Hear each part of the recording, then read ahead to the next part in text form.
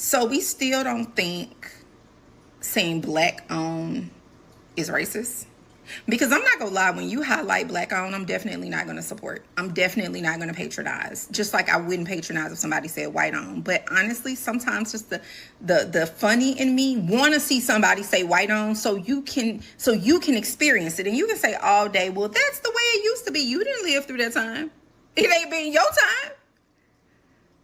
And the very thing that people fought for, marched for, and died for, to get rid of segregation, you choose to do it voluntarily. Like we don't see anything wrong with that. Anyway, I support American owned businesses. We are more like, as Americans, Southerners, Northerners, Easterners, Westerners, Midwesterners, we're more like there than race anyway. I support American owned businesses, but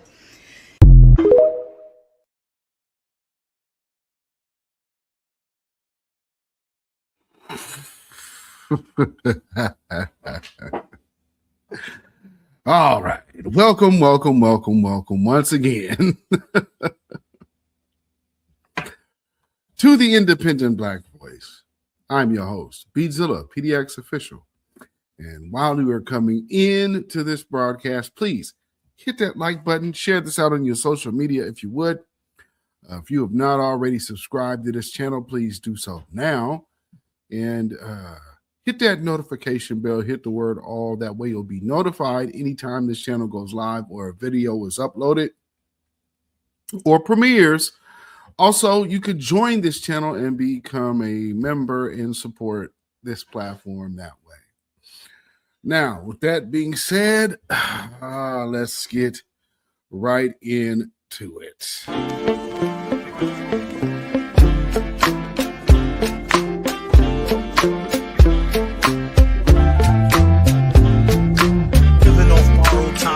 Tick faster. That'll be the hour they knock the slick blaster. Dick dastardly, a Muttley with sick laughter. A gunfight and they come to cut the mix master ice.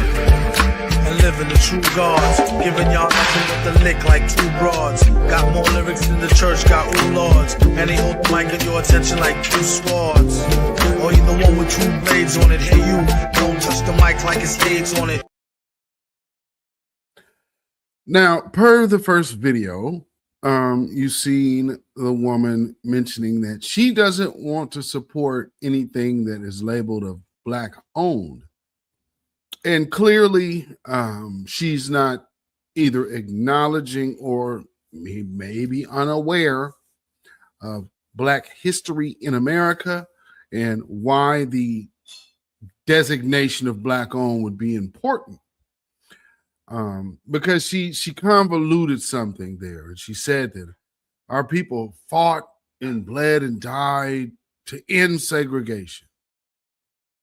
That's not the entire gist of it, and it's kind of a gross mischaracterization of the scenario. When you see black people doing stuff like this is because they're trying to impress non-blacks. And so they put stuff out there that makes people who don't do real true research and aren't invested in our community, it makes those types feel good. And so what you will end up seeing is a lot of these black folks coming out trying to appease their people or the people to whom they aspire to maybe get work from one of these days, and start saying how black people are this and black people are that. One thing that's happening here in as of recent is a lot of people starting to complain about our delineation. Now, as far as that woman goes, and people like that, it says, well, we don't want to delineate because we don't want to be segregated. Which black owned? See, they're not saying it's a problem to delineate from black immigrants, but they are saying it's a problem to delineate from racist white Americans. Toby be good nigga for massa. Good nigga. Don't. And so those are the types that this woman represents, the type that you just seen in that video, because that is where she desires to be. You got to understand the mindset, because when we start talking what we talk, some people believe, or feel that might mean revolution. And so don't send me away, massa. Toby be good nigga for massa. Good nigga. Don't send Toby away. Toby be good field hand, boss. Good field hand, massa. It's all right, Toby. Yeah, don't send me away. I'll be good. And here's something that people like that want to overlook for the people that they're trying to impress. So on the screen, you see, these are black towns after black towns of America post-slavery, right? You see that? After African Americans, after Black Americans established over 50, after slavery, Blacks established over 50 all-Black towns, often called freedmen towns, for economic advancement, self-governance, and refuge from racism, with prominent examples like Boley, Oklahoma, Langston, Oklahoma, East Eatonville, Florida, and Nicodemus, Kansas, creating unique cultural and economic centers though many faced decline due to the depression and racial pressures, while few like Mount Bayou, Mississippi, and Allensworth, California, were also significant. Let's see. Key characteristics and goals. Self-sufficiency. See, self-sufficiency is not a person leaving their homeland. Self-sufficiency is the group of people being in their homeland that they were even actually oppressed in, but still having to find ways to sustain themselves as a community and a group. And so with that, that's how self-sufficiency develops. So we have Black towns aim to provide homes, businesses, banks, stores, schools, and churches built by and for Black residents. See, that's pulling yourself up by your bootstraps. But when these towns and these places existed, they were destroyed by the blatant racism. Because see, we got to remember, this country has a 400-long history of anti-Black racism that has never been addressed in a reparative fashion. It's a long time to be targeting one group, don't you think? Without any type of recompense to the group harmed. Amazing. And to this day, the group that has done the harm is the loudest one screaming right now, trying to pose themselves off as victims. But all of us know that the devil is a lie. Anyway, continuing. Safety and autonomy. They offered protection from Jim Crow discrimination, offering a haven for community building and empowerment. These things have nonstop been targeted, and they're targeted today, mind you, by these people who, when we're saying we want to be self-sufficient and we want to put ourselves in a better predicament, we got these people coming over here. Oh, no. What are you doing? And they're trying to discourage us from that. No more of them. Next, economic opportunity. Many were agricultural centers, providing Black farmers markets for their crops, as seen in Oklahoma and Mississippi. Notable examples: Oklahoma, a hub for Black towns with Boley, Langston, Clearview, and Rentisville being key examples established for economic and racial solidarity. See, the need for racial solidarity happens in a country to where our families were dispersed and sold off by wicked, evil, anti-black slave masters in this country for over 300 years. And then you breeding families and then still separating families, which is the most evil deed also that has not been addressed. But again, people have so much to say about our history. I think you need to at least know what you're talking about, right? So let's continue. Kansas, Nicodemus, founded in 1870, was one of the first predominantly Black communities in the West. Mississippi, Mound Bayou, established by former slaves, became a thriving agricultural community. California, that's Allensworth, founded by William Payne, was a significant agricultural settlement in the West. Florida, Eatonville, near Orlando, remains a notable surviving Black town. Texas, Freedmanstown, Houston's 4th Ward, grew as a center for Black Houstonians, complete with businesses and churches. Decline and legacy. Economic hardships, the Great Depression, denial of credit, and railroad failures devastated many of these towns. Urbanization. The Great Migration drew residents to larger cities for jobs, reducing populations. Enduring spirit. Despite losses, these towns symbolize Black resilience, self-determination, and the creation of cultural anchors, with some like Langston and Eatonville still existing today. And so I just wanted to give that brief overview just from that standpoint alone. But we're not done there, because again, there's another part that I want to get to. I think it might be here. Okay. So here's another. Let's look at this. Let's make that there. Black-owned businesses provided essential goods and services to their communities throughout American history while creating wealth. August is National Black Business Month, which engineer and entrepreneur Frederick E. Jordan started in 2004.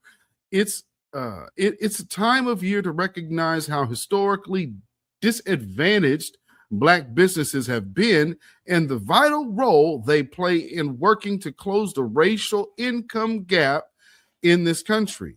The reason we celebrate National Black Business Month is because of what owners have had to overcome in this country's history.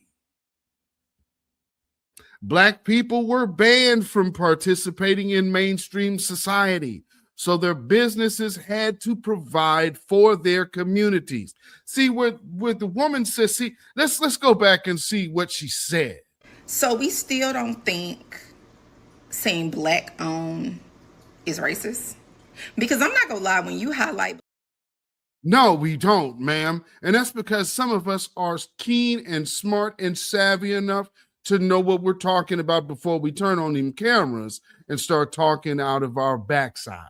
So what is going on here? You need to know history before you start condemning Black folks while you're sitting up there with your black skin. So again, like I said before, that woman represents this type of individual. Toby be good nigga for massa. Good nigga. And we gonna leave that be, because that's where people like that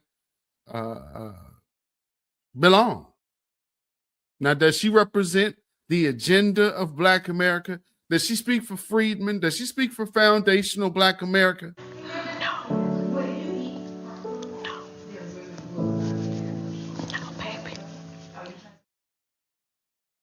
Not at all. She does not. So let's continue. Black-owned businesses have been around for as long as any others, but the National Black Business Month recognizes. But what the National Black Business Month recognizes are those that have dealt with the unique challenges of operating under the racist institutions that have existed throughout the history of the United States. The Black-owned businesses date back to this country's infancy. There are many prominent examples of formerly enslaved people who had gained their freedom, started businesses, and became successful in an overwhelmingly discriminatory society where the institution of slavery was still central to the country. That is meaning that Black businesses were thriving in areas where slavery was probably banned or lightweight going on, but it wasn't the norm like the South and the Southern states.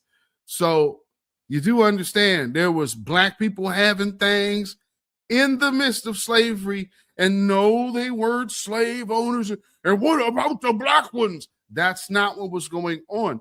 And because if you actually dive into this particular history and who those are, you remember those Moors that they don't like talking about? If you go into the Spanish territory in the eastern seaboard of America, what is America now, there's been a town, there's a Spanish town that was established early 1700s, was Fort Mose, M-O-S-E. And that was established by Spain as a Black city, which had free Black folks and enslaved Black folks both coinciding and living and residing in that area. Now, of course, America blew through there later and dispersed most of those people, and most of those people ran in exile to Cuba. But that's another little tasty tidbit of American history. Anyway, let's continue with what we're dealing with here. So again, like I said, that means those Moors and those free Blacks. By the way, that means they came from Europe. That means that when the Moors were left over, the ones that weren't of high status that ran into exile, the ones that stayed, they were just treated as lower class folks.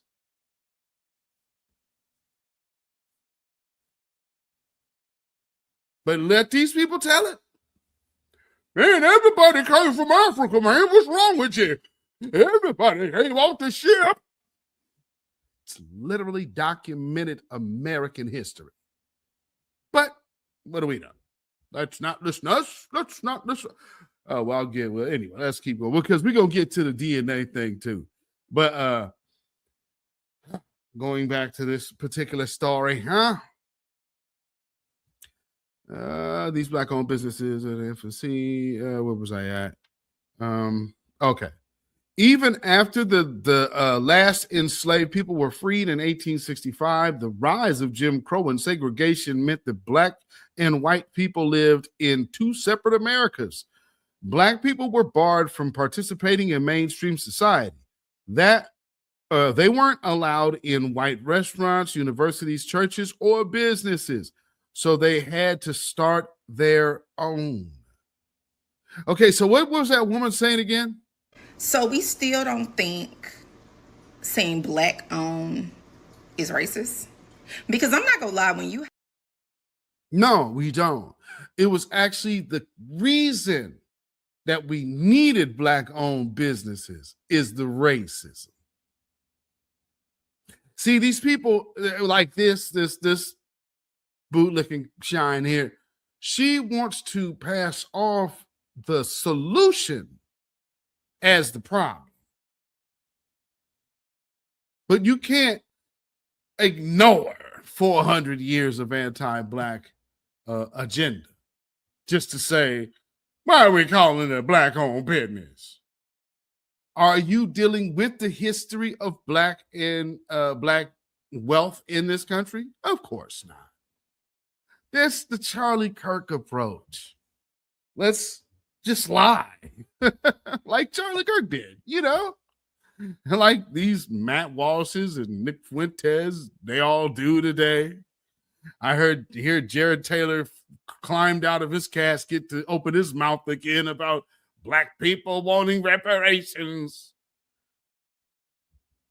Man, I thought you was dead. Anyway,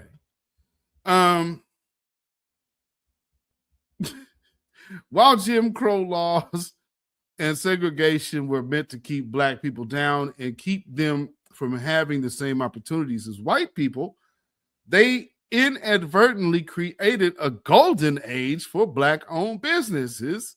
From 1900 to 1930, the number of black-owned companies doubled from 20,000 to 40,000 between 1900 and 1914.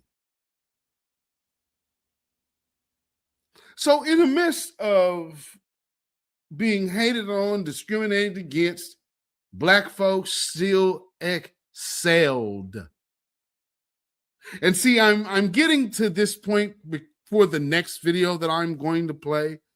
So I just want to lay this little groundwork that you're hearing and seeing right now, because see, this is when black folks were living together in unity and being able to be at our own devices. This is after being released from chattel slavery. You understand what I'm saying, folks?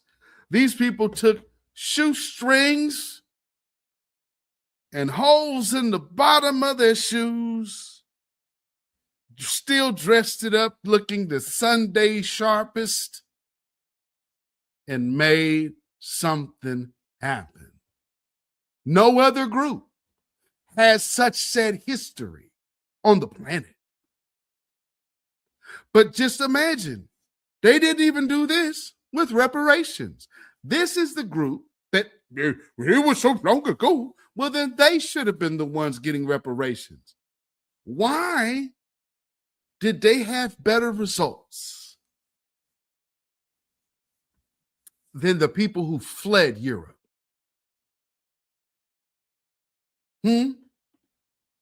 Like anybody who flees here now. If you look at that, there's only one exceptional group in this country, and that's foundational Black Americans. Because to pull this off, you are absolutely exceptional. Anyway, let's keep going.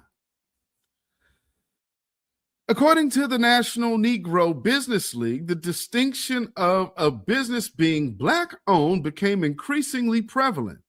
This success was met with backlash. Uh-oh, I wonder who had the problem. Well, let's read a little further, shall we? What does that say right there? White supremacist ideology was on the rise across much of the South during this period, with the Ku Klux Klan resurging to prominence. The summer of 1919 is nicknamed Red Summer because of the spike in racial violence. You know, it reminds me of Elon Musk and J.D. Vance and the Charlie Kirksters and Turning Point USA. It's the rise of racial undertone hatred or overtone hatred. And it's all coming out from these Make America Great Again. And half of these people say their families came here as immigrants. You mean the immigrants that was getting it popping, unlike your family was able to do back in your homeland? Wow.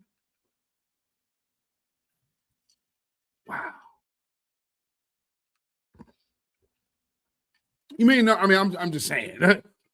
No, nobody was able to get it popping like that. I mean, that's just 14 years. 14 years of being released from slavery. You guys say I came here with my granddaddy came here with 75 cents in his pocket. Well, these people were freed from slavery and were owning planes in less than 20 years.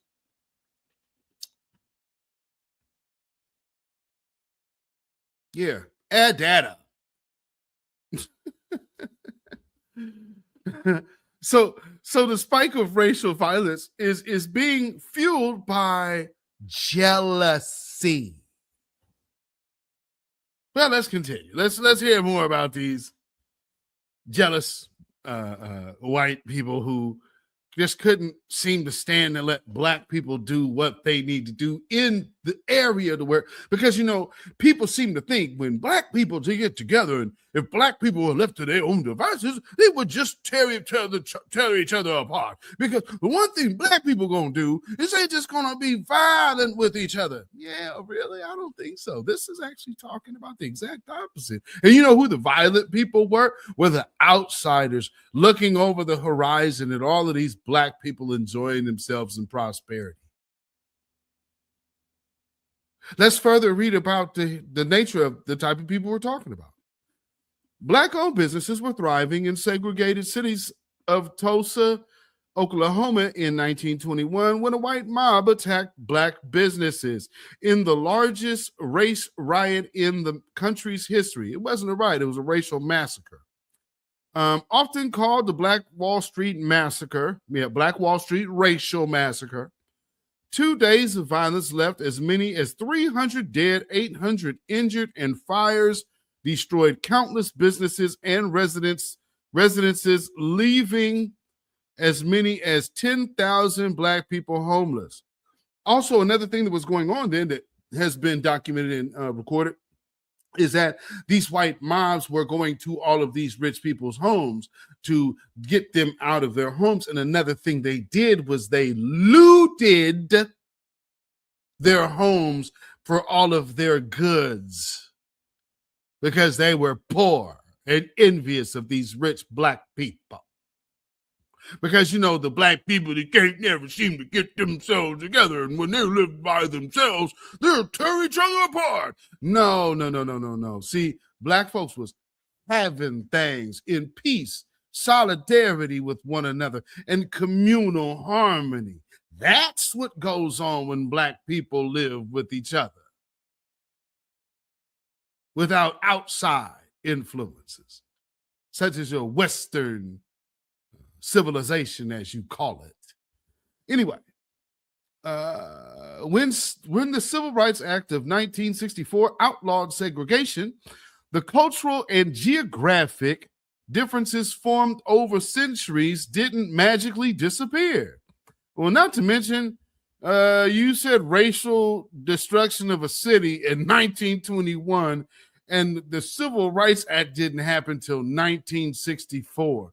That means that there's quite a bit of time, over 30 years of economic deprivation. Government sanctioned, by the way. But we'll continue. See, for people, what about that? That wasn't that long ago neither. This is the 2000s. That was the 1900s. Knock it off. Okay. So that's why even today, the term black church and white church evoke different images. Even though today, in theory, anyone can go to any church. Institutions like segregation have shaped much of modern society, even if it's been gone for almost 80 years. Just as the importance of black universities and churches to their communities didn't just disappear after segregation, neither did the importance of black-owned businesses. Black-owned businesses still matter because the inequalities caused by centuries of slavery and segregation are still prevalent today. Racial gaps in income, wealth, and health outcomes still exist today, so supporting black-owned businesses is essential. So, ma'am, remember what she said again when she's talking, she's actually referring about what is called survival, but she's trying to whittle it down to a talking point as this. So we still don't think saying black-owned is racist? Because I'm not. No, we don't. And we all can recognize you as this. Toby be good nigga for massa. Good nigga. Yeah, you better know it.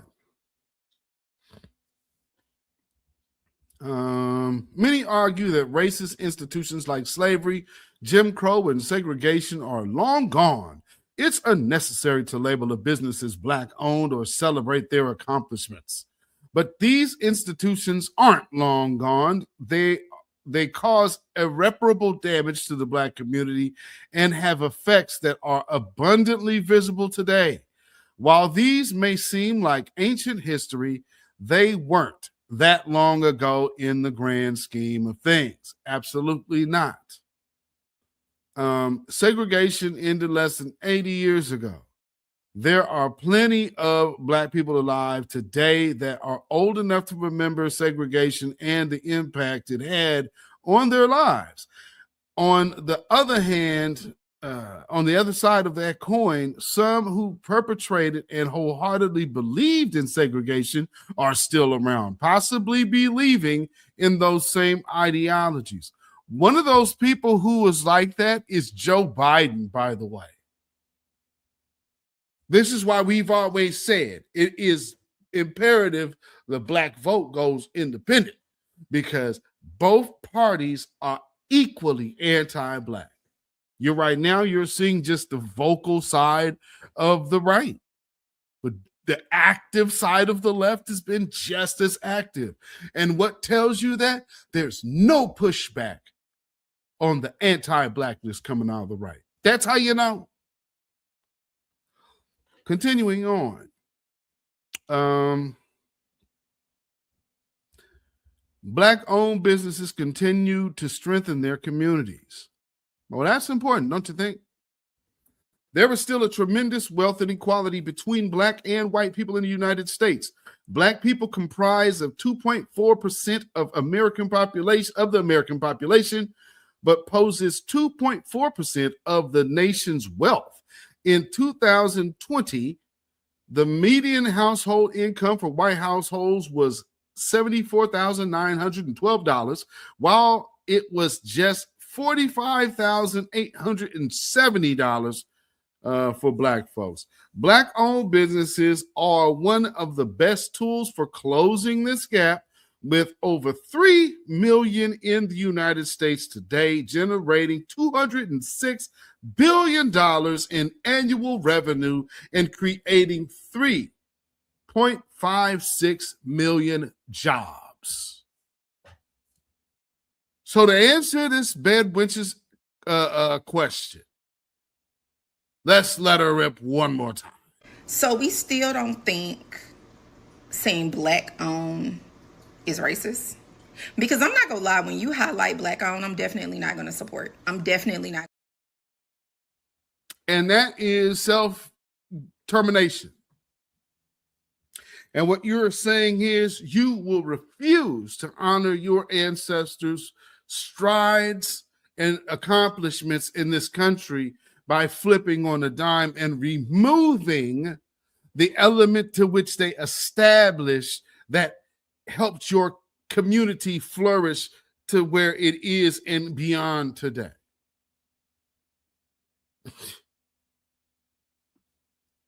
And that's why we all know you're coming in this spirit. Toby be good nigga for massa. Good nigga. Don't. You better know it. So, aside from her, people may wonder, and I often say this because, a lot of people don't even know because they're not invested. The Nation of Islam has always pushed for reparations. I mean, always. Back when Malcolm X was speaking. The push for reparations has never ceased. And when Minister Farrakhan took it over, he stuck with the mission.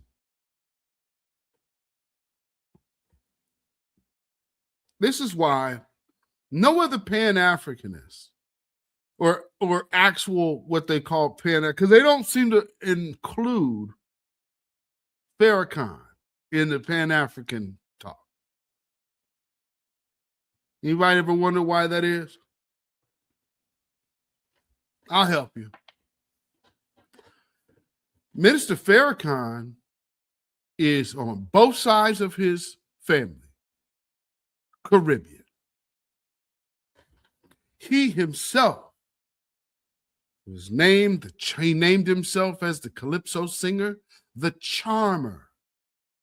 And he sang Calypso music. He was a Calypso performer. He's a concert violinist in his own accomplishments of his musicianal talents. So for those who didn't know, Minister Farrakhan is a musician and a non-foundational Black American. So a Caribbean who helped lay down and finish the groundwork of his leader about us here in America, while he himself is coming from a Caribbean background. So the difference with true Pan-Africans that care about the diaspora is exemplified in Minister Louis Farrakhan, which, if you have noticed, all of the Pan-Africans have always stayed away from supporting. But if you notice that they often push what the Democrats are talking about. But when it comes down to the group that went and marched on Washington, D.C., that means that would be foundational Black Americans and the Nation of Islam at this point, and other NOI adjacent groups that have went and made their mark in DC, stomping and screaming and yelling for reparations. That demand hasn't went away. And I'm saying that the demand for reparations coming from Minister Louis Farrakhan should also be coming from all of those Pan-Africans. And Minister Farrakhan and all of Nation of Islam have always advocated to where this issue is, going back to this particular video here. I think you're right there. I would not limit our employment demands to Negroes. I would include Puerto Ricans and other minorities throughout our country, which have been similarly discriminated against, though not for so long a period of time as Negroes. Puerto Ricans weren't enslaved. Yeah, this is a problem that stems from slavery. And this compensation, yes, sir, this compensation is coming to people who were enslaved by the white man for 400 years. The Puerto Ricans don't even fit into this picture. Well, they do fit into it. No, they do fit into it. The problem is the Negro problem. They're not lynching Puerto Ricans. If a dark-skinned Puerto Rican went down to Mississippi, he probably would be lynched too. Spanish, he wouldn't be lynched. No, they don't. It's the Negro here, and as long as he can speak Spanish or some other language, or if he ties his head up with a turban or something, he can go anywhere in Mississippi or in your home that he desires. You're not aware of the fact, are you, that African students have been arrested in our demonstrations in the South? When they speak French. When they have been mistaken for the so-called Negro in America, they've been arrested. What I'm saying is... What he is saying is something that a lot of these Pan-Africanists will stay away from. You see what this says right here? This says African Americans in St. Augustine from 1565 to 1821. For anybody who is up on your time frames and timelines, you should know that there was still slavery well in full swing at that time. But this is the story of free and enslaved Africans in colonial Florida and St. Augustine. So they'll be, oh, they're from Africa, blah, blah, blah, blah, blah. Hold on. Oh, you know what? I don't have the sound of this. I need to get that. So I have to come back to that. But I wanted you to just see the, so in a different view, the institution of slavery in Spain, because I wanted to mention that he mentioned speaking Spanish. So these are things that often get lost in conversation. We got a lot of these newbies out here that like to omit things from our history. But so let's just keep it right in the forefront in your face. The institution of slavery in Spain was different from that of other European nations. Spanish slave laws granted enslaved people certain rights and protections, were derived from ancient Roman traditions and had incorporated into the Castilian code of law known as the Siete Partidas in the 13th century. These laws were not based on race, and African joined slaves of other races and ethnicities who had been captured in just wars, been condemned, or had sold themselves into slavery. The Siete Partidas held that slavery was unnatural, an unnatural condition, for God had created man free, and it established ways in which enslaved people could become free.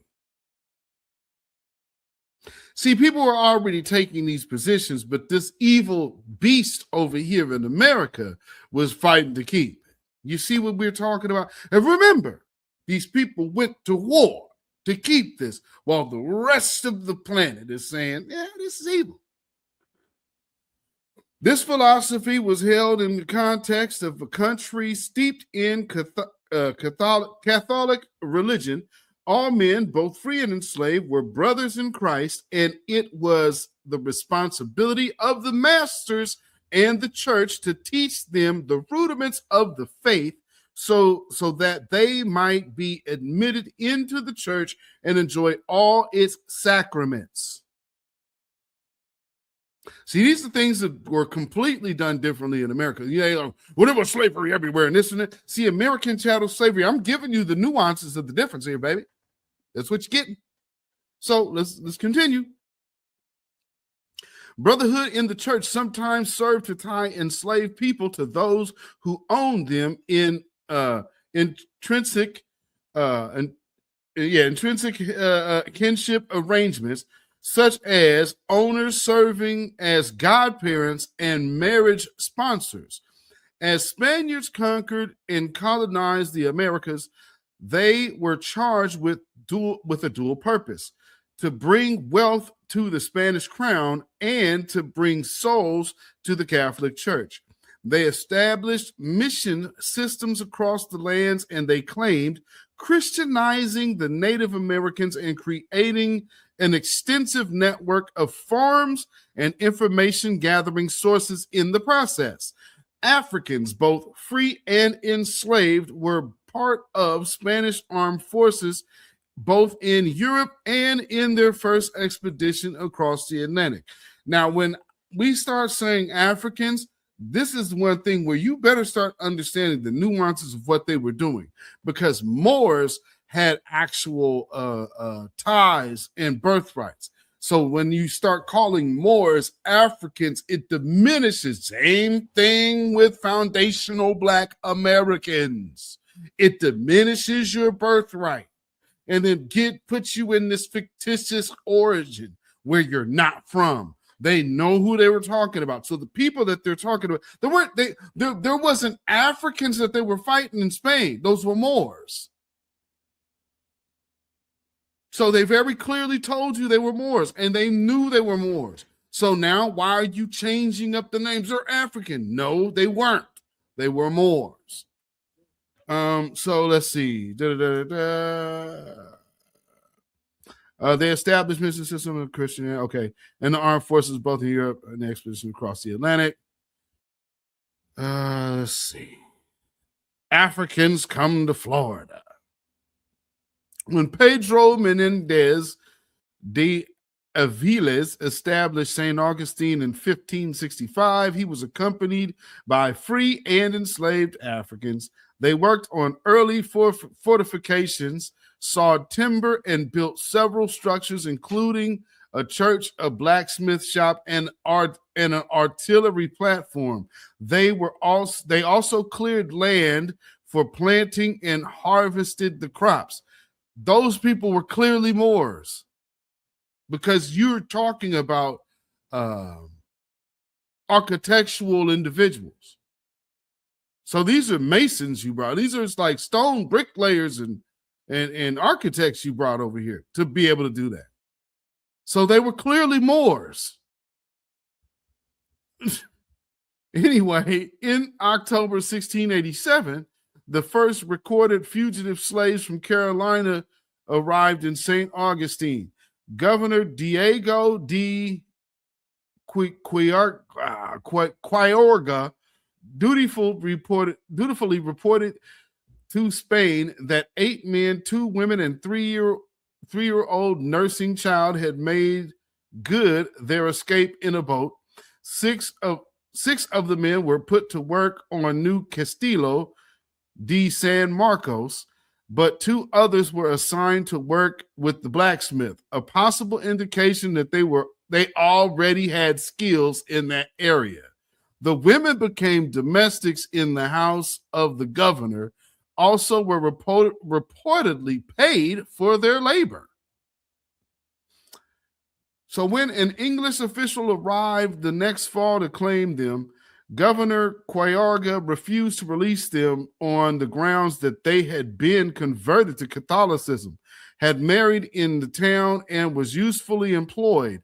Thus, a fugitive slave policy began to evolve in the Florida colony. The 1693 King Charles II issued the first official position on the runaways. Give liberty to all the men as well as the women, so that by their example and by my liberty, others will do the same. So here goes a free black child. In the decades following the king's decree, many more enslaved Africans escaped from the Carolinas and found refuge in Spanish Florida, prompting additional royal decrees in 1733, reinforcing the offer of freedom, prohibiting the reimbursement of the English for escaped slaves, and requiring 4 years of service to the crown in order to become free. Okay, so with that being said, we are talking about instances where there are 3 different, actually I think there's like 4 different waves of people who controlled what was going on with the colonies in this land. So for all of y'all people, especially black folks, be crying all over the queen. You were subjects of hers before you were ever subjects of America. So you need to understand that part as well. So they ain't off the hook in your slavery. They are how you got here. You understand? See, these are things that they don't tell you. Like, we over here looking at London and the royal crown, and you better look at them as having a hand in your slavery too. That's how you got here. For those who came on ships and who wasn't free Moors coming over here from the Spanish. But if you also notice that we're talking about the Moors and then they being down there in that South Florida area. You know, when you guys pretendians and you guys act like you guys are those actually are Maroons, buddy. I'm just saying, here's the history of it. Yeah, just we're making it up and rewriting it and all this. Okay. Blame it on the guy you don't like, I guess. It's his fault. He made him write it. Jesus Christ. Anyway, let's keep going. Let's see what we had here. Prohibited reimbursements. Okay, so Governor. So many freedom seekers came to Florida that in 1738, Governor Manuel de Montiano granted them a plot of land about 2 miles north of St. Augustine, where they could build their own settlements and fort. The people became Catholics and adopted Spanish names and Spanish culture with an African flavor. This settlement, Gracia Real de Santa Teresa de Moses, or for Mose, became the first legally established free African settlement in North America. The original fort was described as an earthen walled fort with Indian-type thatched huts that the community housed 38 men and their families with an estimated population of about 100 people. The men were required to serve in the militia and would be called on to defend St. Augustine in times of attack. A Spanish officer was nominally in charge of the settlement, but the militia captain, an African veteran of 1715 Yamasee Wars named Francisco Menendez, was truly the community's leader. So when British forces from Georgia attacked St. Augustine in 1740, Montiano ordered the people of Mose to abandon their settlement and fall back to St. Augustine for safety. Fort Mose was captured by the British and used as a base of operation. Spanish soldiers and the Mose militia regained it in a surprise attack and devastated the British forces, but the fort was destroyed. Over the next decade, the people of Mose lived within the community of St. Augustine until Governor Garcia de Solis insisted they return and rebuild the settlement in 1752. When Florida was transferred to the British hands by treaty in 1763, these African settlers evacuated to Cuba with the rest of the Spanish from St. Augustine. So you understand what we're talking about right there. So hopefully you get the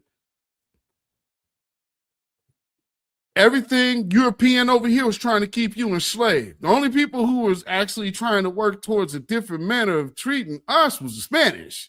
Not that they were the greatest, but that wasn't chattel slavery. That was more like a harsh indentured servitude, and then again actually built things for the soldiers. And so you got to remember, there were still people from up north, the people who were in Massachusetts, and a lot of them fought. I believe it is 20 to 40,000. Actually, I think I'm underselling that number. I believe it's more like 100,000. Of black soldiers fought in the Revolutionary War. Revolutionary War, not Civil War. Revolutionary War, that's 1776. So white people did this. No, black people have been here in all of these conflicts.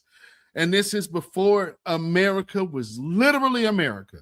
So the founding of America, this is a white country. No, this is a white hostile takeover. So you have to understand the real true history of this land before you start listening to dum-dums come out here and tell you what's what. So with that being said, I want to play this other video because we touched on how it was, right? And people, black-owned businesses and this and that. Yeah, okay.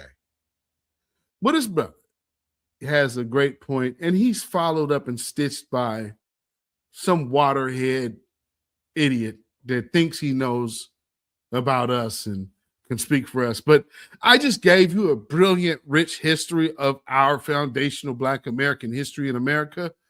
So let's hear how wrong the Charlie Kirksters get it.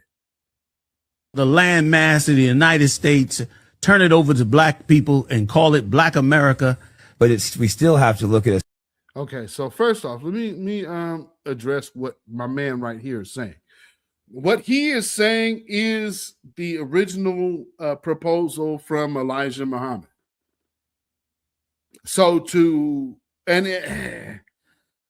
it was kind of rehashed with NFAC. We'll take Texas.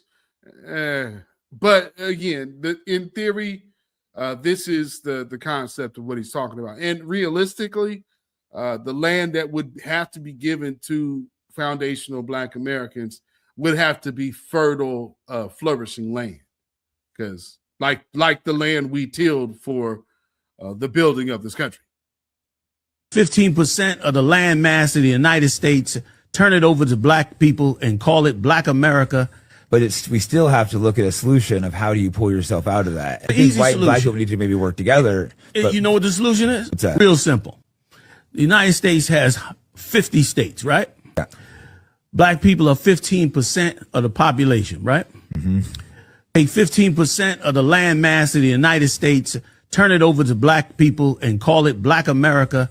Let them establish a government, get the CIA out of our neighborhoods, and we'll migrate the hell up out of here, give you every beautiful city, and we'll go build an empire like you've never seen before. Yeah, see, I'm not opposed to solution, that. problem solved.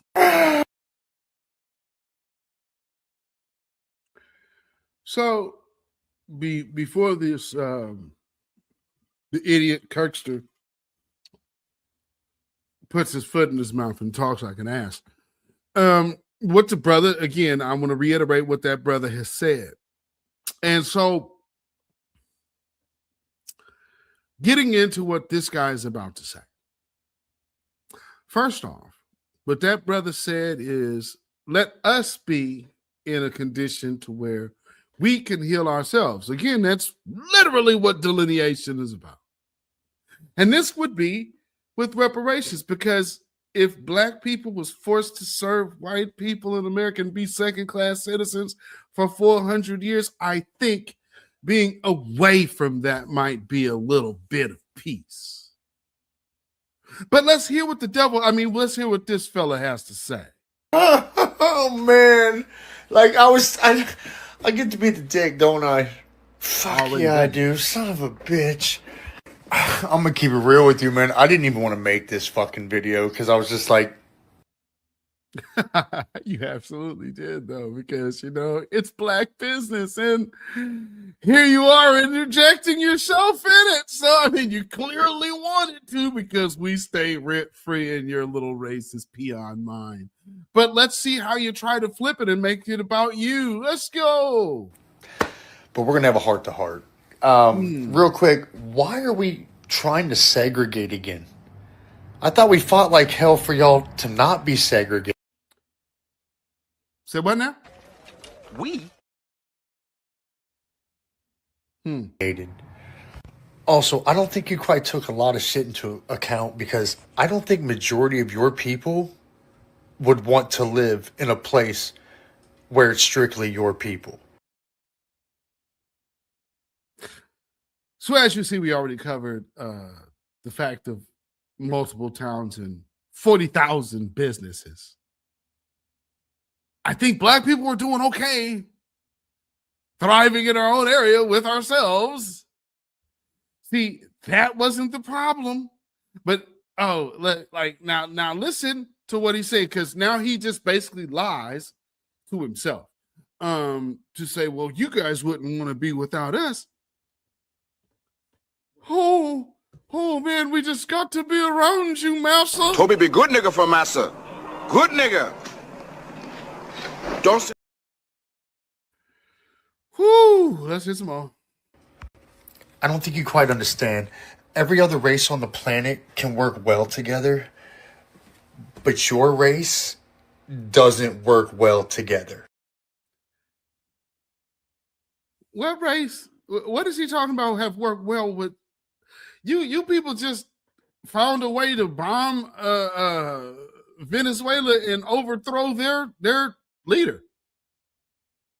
And now Venezuela, one of the largest crude oil reserves on the planet, is about to get a American-friendly regime installed thanks to dictatorship of Trump. Now, say what? I'm sorry. Devil said what now?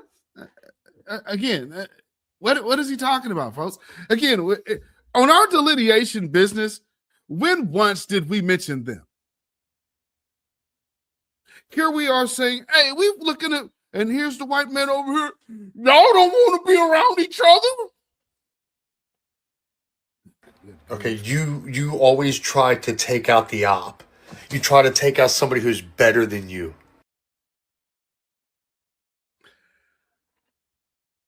If we are going to be together away from everybody else, then how would we be taking out an op?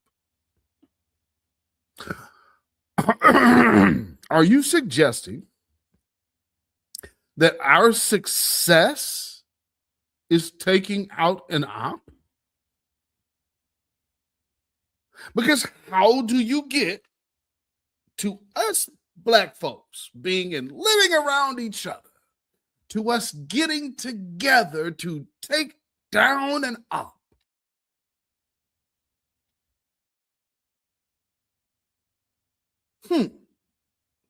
So then is the problem we'll get together and plan against white people? Is this what we're saying? But the dude said, watch what we build. There was nothing going outside of that. So what exactly is the statement he's making based off of? What do you guys think? What do you think that statement's from? Possibly it's from, hey, I'll feel inferior if you guys ball out. Yikes. Well, just like in the words of Shador Sanders, I guess reparations is perfect timing. Because he is worried, ain't he? Again, that's just a factual fucking statement. Oh, yes, it is. And then you take into account the levels of crime, the amount of percentages of your people that are committing. Do you think where you're going to create is going to be something that's like a fucking utopia? And so wait, so he's concerned that we'll just commit crimes against each other. And I guess he's upset that there won't be any black on white crime to talk about. Whatever will they do? I mean, man, it'll be all that black on black crime, man. We're being left out, dude. Why you want to sit up here and just have all the crime and criminality to yourselves, bro? I mean, like, dude, don't we want to sit over here and be part of your violence too, man? The hell is this dude talking about? Is he on crack? Are you okay, fella? Oh my God. People are going to want to come there? Spoiler alert, homie. It's not going to work out like that. Yeah, the guy that you're referring to actually said that he wanted a place for us. So to say we wanted people to come there, no, that meant you could stay away. So, you know, but he's concerned. Look how upset he is. You blacks are going to have a place of your own? What do you mean? Do you need further evidence? Go look at fucking Kenya. Look at any Africa. Look at any. Hey, douchebag.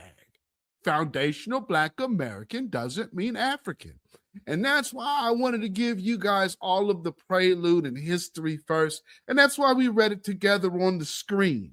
So when you hear the devil open his mouth and lie about things, obviously he hasn't took the time to research or learn about or has any care to know about, we could just debunk him then.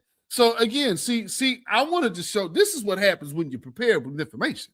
You just sit up here and let the devil lie. Don't wait on them to inform you of nothing. No, we just went through and got that information ourselves. Now we just letting this devil roll. Go ahead and continue lying, sir. Let's hear some more. Y'all can't run shit. Oh. So again, I don't think you quite thought this shit through. Yeah, I know. It wasn't thought through. In 14 years, 20,000 businesses were created, and within that 14 years, jumped and doubled from 20,000. This is post-slavery, baby, to 40,000 businesses, Black-owned businesses. You know that there were people in Greenwood that owned 6 families, owned their own planes, and had their own hangars. while those jealous neighboring towns were just broke. I mean, they had to sit up here and they had to look and see all those black people shining all over that place. And we ain't getting none of it. So this is more of black people, man, they're going to get reparations and just start balling out on us and building stuff and circulating $8 and we ain't going to get none. That means that we won't have any control. And a lonely, weirdo, broke incel like myself that really, like, all I have is my own hatred of my women. So, I mean, good grief. Oh, yeah. Side note, by the way, you want to know who hates women the most?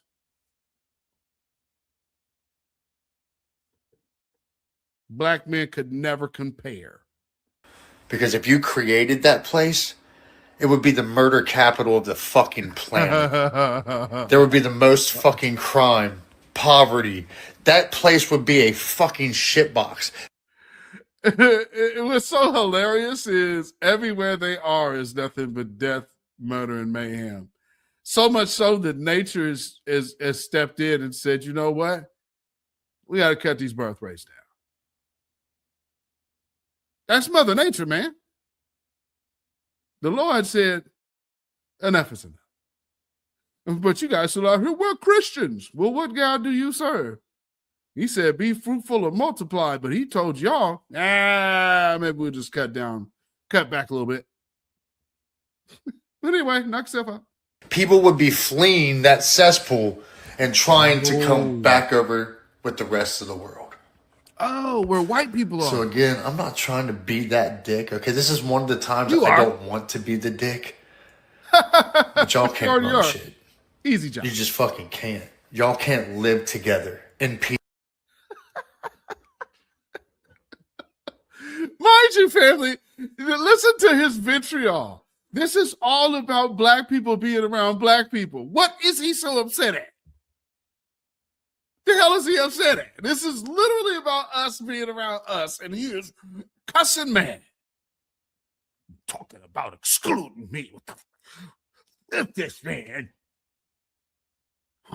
You guys aren't going to have anything, man. You're just going to destroy each other, and then you're going to run back over here to us, man. Peace and fucking harmony. Like, you can't even live with your own fucking people. I know you keep blaming the white man bad for everything. But you can't even live with your own fucking people. And that speaks volumes. I love all of you. Let me know in the comment section what you think. I'm your Huckleberry.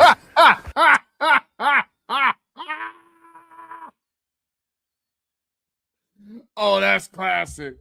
You can't live with your own effing people. I love all of you. Like, share, and subscribe, and comment it down. Oh, come on, dude. Really? You guys can't live with your own effing people. I love all of you. Can't make this shit up. That is hilarious. Oh, anyway, there was another part I wanted to cover, and going back to our time in this country and being free Negroes. Something I noticed within this particular conversation, I don't think this part ever really gets highlighted. So we're just going to scoot on down here to those are regional difference. You're talking about migrations to cities, free Negroes, unwelcomed, all of these different things that we experienced in this country. And say, you guys want to have all of this to yourselves and blah, blah, blah.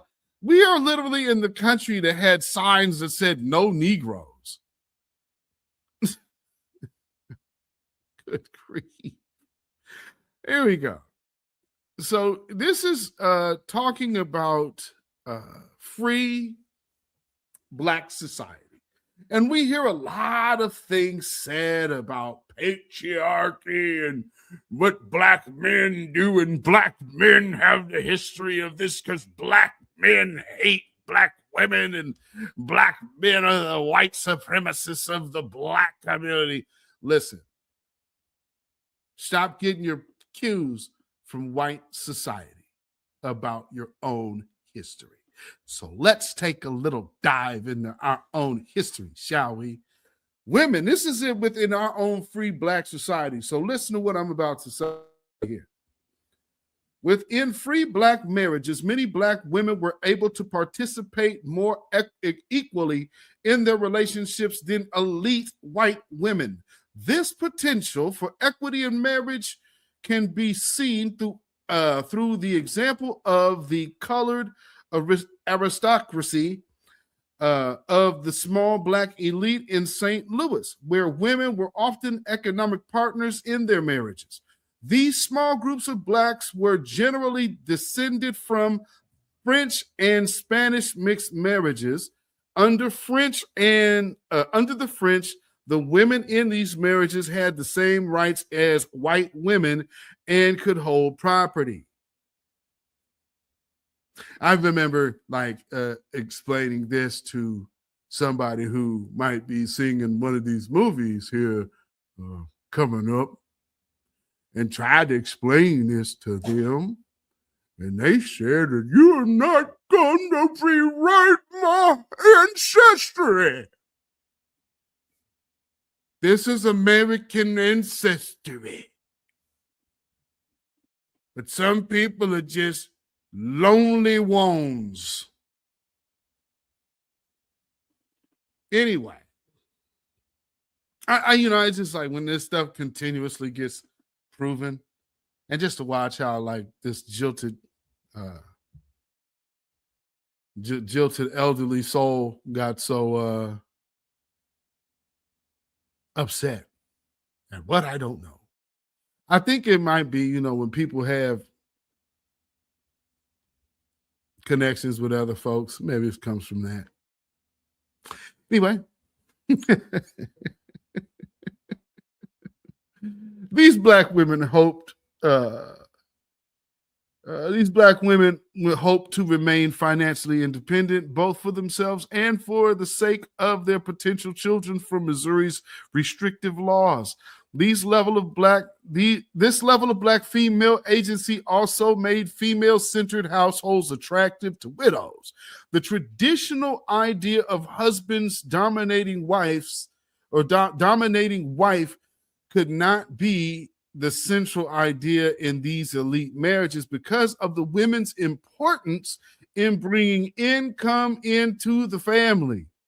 Y'all hear these stories now, or these videos where you see a bunch of Black women talking about, I ain't doing 50-50. There's messages that they are pushing out here that are literally counterculture.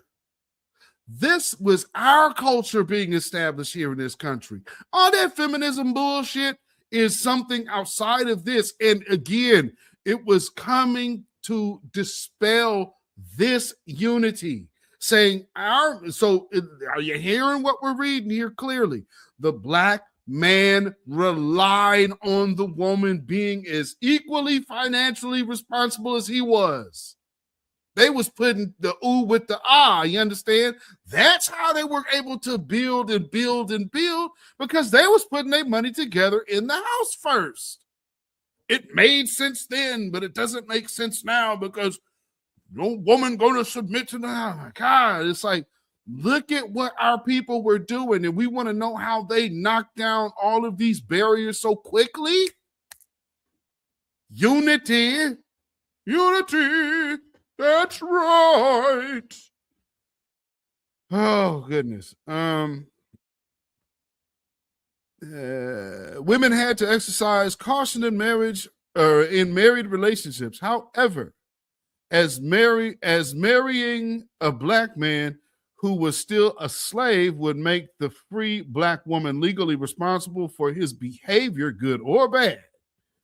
There are multiple examples of free Black women exerting agency within society, and many of these examples included exerting legal power. Slavery and freedom coexisted within an uncertainty that was dangerous for free Blacks.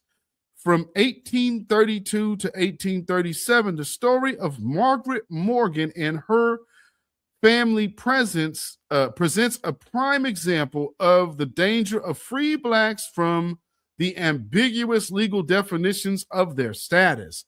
The Morgan family's legal entanglement led to the case of Prigg versus Pennsylvania, in which it was decided that their captors could supersede Pennsylvania's personal liberty law and claim ownership of the Morgans. This case highlighted the constitutional ambiguity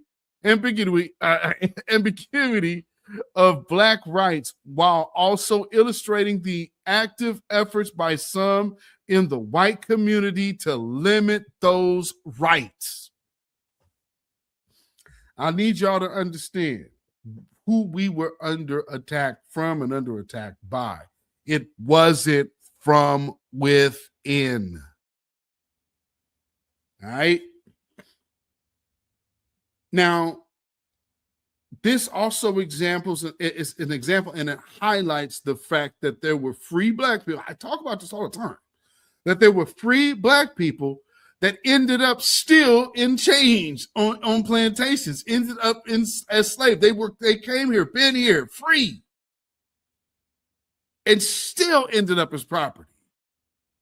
This is the truce breaker. This is the type of devilry that we have experienced in this country. You understand what I'm saying?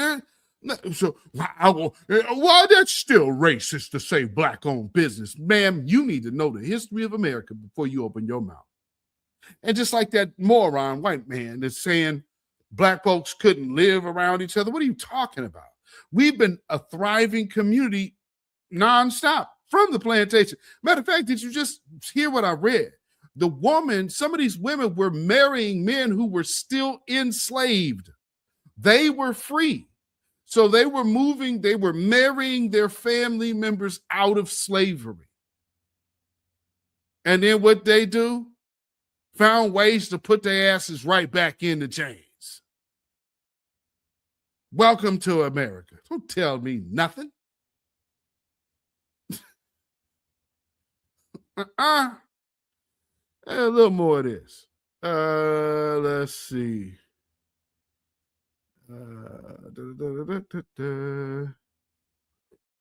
In New England. Okay, in New England. It's up north. Slave women went to court to gain their freedom, while free Black women went to court to hold on to theirs. The New England legal system was unique in its accessibility to free Blacks and the availability of attorneys. Women's freedom suits were often based on technicalities such as the lack of legal slave documents or mixed race ancestry that exempted some from slave service. In New England, in 1716, Joan Jackson became the first slave woman to win her freedom in a New England court. And it goes on. Elizabeth Freeman brought the first legal test of the constitutionality of slavery in Massachusetts after the American Revolution, asserting that the state's new constitution and its assertion of men's equality under the law meant that slavery could not exist. As landowners and taxpayers, she's considered to be one of the most famous Black women of the Revolutionary era. Coverture limited the limited the ability of some free Black women to file lawsuits on their own, but a few women still filed jointly with their husbands. See, one of the things that I wanted to point out, especially with that, is the fact that the attack on Black and men and women relationships, there's more of a reason there than it even is monetary.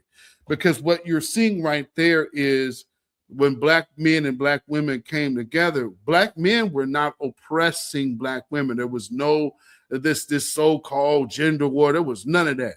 Black men relied on black women relied on black men.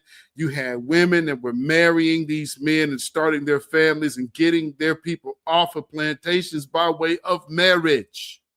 And that's the women stepping up to the plate to do that. Right now, you got these women that say, I'm going to get my degree and I'm going to stun on these dudes. That's not of our culture. That's not our nature. So you wondering why your relationships are not happening? It's because you're out of order. And this is right here is clear because I just gave you the economic breakdown of our history.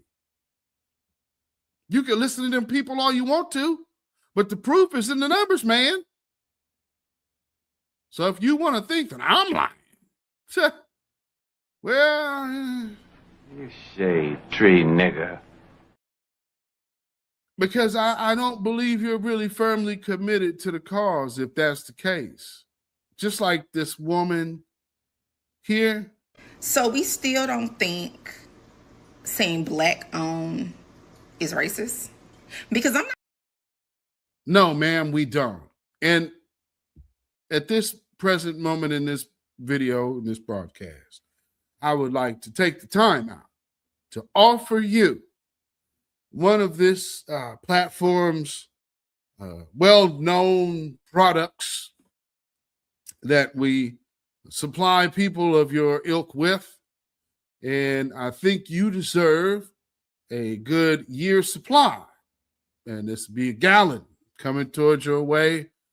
Every month, a gallon coming your way via Spirit or via this broadcast. But we have to offer you what you would do, and that is your order of Sambo sauce. Sambo, Sambo, Sambo. Now, if there is some kind of scenario to where you actually ain't even one of us, and you one of these tethers over here perpetrating the fraud, well, you know, we have another saying around here. And that says, hashtag, fire up the chat. Happy birthday, we're celebrating you today. Like Dr. King holiday, we ain't gonna do any work today. Happy birthday today, it's your beautiful day. And we gonna party all day like it's a freaking holiday. Yes, indeed, family. Yes, indeed. So, you know, we went through a little bit of history, and I just wanted to touch on these little two videos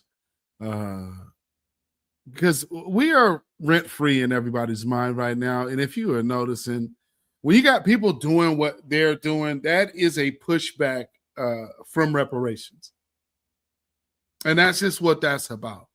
So they're so upset that our agenda is not going away. And because our agenda is not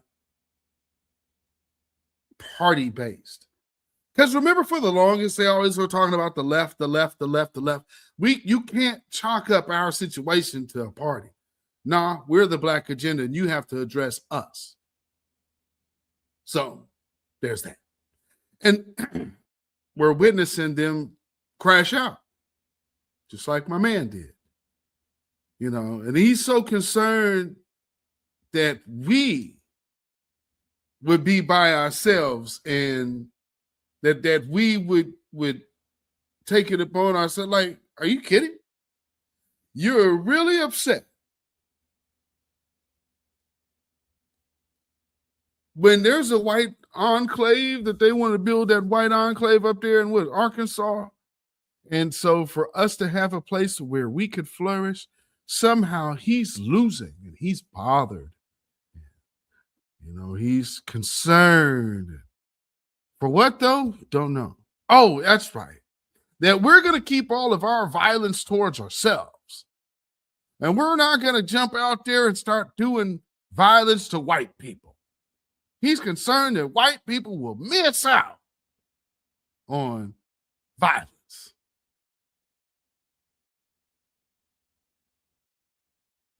I mean, what the hell is he talking about? But just say you don't want to be left alone. You don't want to be without black people. Wouldn't that just been easier to fire up your camera and say, black folks, I know y'all really, really would like to just heal in peace and connect with yourselves. Because see, a thing about our history in this country is the fact that we were split up and our community has always been tampered with. So the fact that we are taking control back of our own community within the last 4 years across the United States, black on black murders are down. Family, give yourself a round of applause because that is all in-house.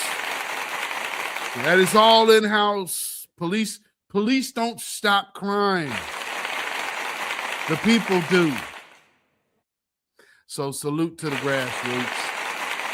Salute to all of those people who are, the formerly incarcerated, the former drug dealers, the former gang members who are giving back to the people and who are really, truly concerned for our future. And so salute to each and every one of y'all from this broadcast. We appreciate you and everything you do. One that comes to mind is Brother Tyrone Muhammad out there in Chicago. So salute to that brother. I really appreciate what they do. And other people of their ilk. So everybody, here's the thing. In this country, black folks do need cultural specific things to help heal. I've watched that even go toward reentry programs and programs and educational to end recidivism. And so when you see prisons having to close in America, that is not no MAGA thing. That is not no Democrat thing. That is simply a community thing. And when our community is left alone to thrive as we thrive our very best, because when we are amongst one another in truth, power, and love, there is nothing we can't do. And maybe that's why they are so on edge, because we know the truth. And now so do they. And that truth simply is Babylon is falling. Babylon is falling. Let it fall and let us rise. Can you dig it? Now I know somebody may say, well, hey man, why are you so hard on the sister? Man, maybe she don't know no better. Look here.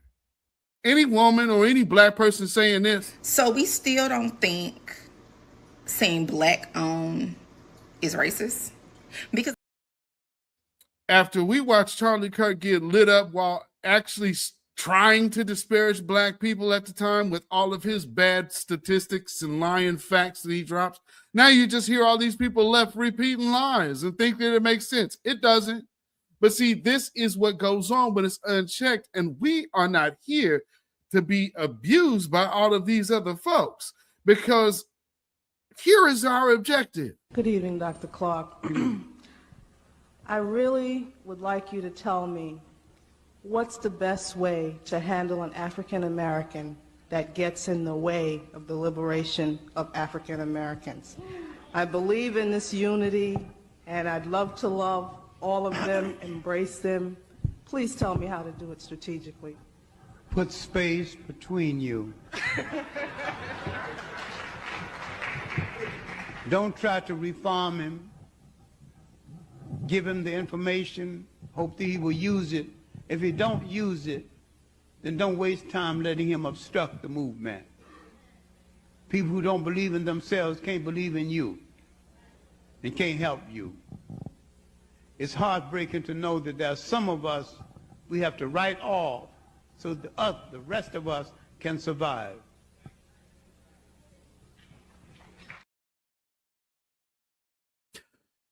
And some of you might not be ready to write off people like that, and that is a great danger to all of us. So I would have to say, if you ain't ready to write off people like that, I'll speak for myself, beatzillapdx official, the independent black voice, those of you in the chat, the replay gang, the black grassroots, and the voices of new black media. I'm sure I speak for all parties involved when we proudly dedicate this song to you. Get up off of that cocaine and get up off of that crack. Get yourself together and get your mind back. Yes, indeed. Yes, indeed. Yes, indeed, family. So we are about out of here. Out of here. Let's get this right. We're gonna go old school outro today. Why not? And so, never fear. We are on the right track.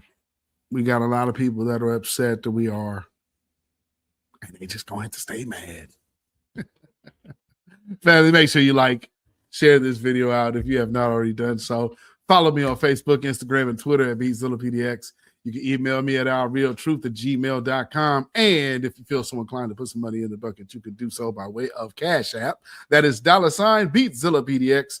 And we also have PayPal, which is Zilla Muzak. That is ZILLAMUZAK at PayPal. Family, always remember why they hate us. It's a cultural divide. I'm going to get it on the flow. You really got to do it. 40 acres in the mule. This is bigger than the music. Hashtag hands off our reparations. You have no rights here. We're not under the empire. Family, keep your 3 smooth stones at the ready and your slingshot nearby. Family, stay black, stay vigilant, and stay alive. Black first, black first, black first. Shalom, y'all. Have a blessed weekend and week. Happy New Year. Let's keep the pedal to the flow.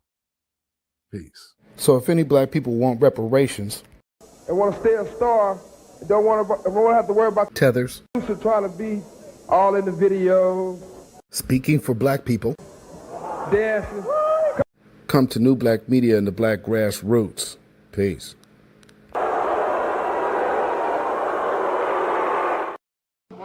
When you know who Satan is, yes, sir.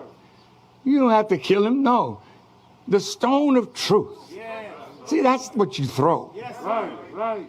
Allah says, had we wished to take a pastime from before, surely we would have done it. Nay, we cast truth at falsehood till we knock out its brains. Every one of you that knows the truth, stand up and tell it from the mountaintop. Black people can't take it no more. So wherever you are on the job, in the factory, I don't care where you are. If you know the truth, stand up on the truth and tell Satan, who the hell are you to try and pick my friends? Farrakhan is God's man, and you are from the enemy of God. So to hell with you. Stand up on it like a man.